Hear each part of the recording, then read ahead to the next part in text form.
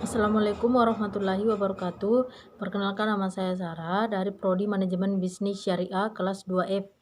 Di sini saya akan membuat resume video dari materi pengantar ekonomi makro. Yang pertama, perekonomian terbuka atau perekonomian 4 sektor adalah suatu sistem ekonomi yang melakukan kegiatan ekspor dan impor dengan negara-negara lain di dunia ini.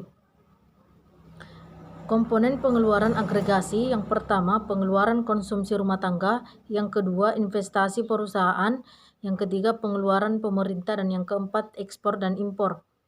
Faktor yang menentukan ekspor dan impor: yang pertama, uang.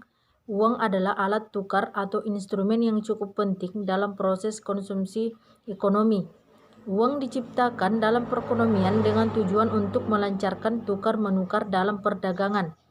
Yang kedua, syarat-syarat uang. Yang ketiga, fungsi uang. Yang keempat, uang menurut konvensional. Uang dalam konsep Islam: yang pertama, uang sebagai ukuran harga; yang kedua, uang sebagai media transaksi; dan yang ketiga, uang sebagai media penyimpanan nilai. Pendapatan per kapita adalah besarnya pendapatan rata-rata penduduk di suatu negara. Pendapatan per kapita yang sering digunakan sebagai tolak ukur kemakmuran dan tingkat pembangunan sebuah negara. PDB atau produk domestik bruto yang disebutkan sebelumnya jika bisa dijadikan salah satu alat ukur mencari pendapatan nasional. Bagaimana cara menghitungnya? Yang pertama, berdasarkan harga yang sedang berlaku atau juga disebut sebagai pendapatan per kapita nominal. Yang kedua, berdasarkan harga tetap atau konstan diambil dari tahun acuan atau disebut juga dengan pendapatan per kapita real. Pendapatan per kapita yang dimaksud di sini adalah produk nasional bruto (PNB) atau gross national product (GNP).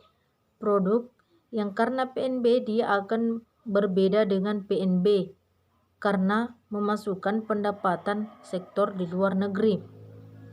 Agroindustri merupakan bagian substan dari agribisnis, yaitu industri yang memproses dan mempromosikan hasil pertanian menjadi barang setengah jadi atau barang jadi yang langsung dapat dikonsumsi, dan selanjutnya disebut dengan agroindustri real, serta industri yang menghasilkan barang-barang yang dapat digunakan.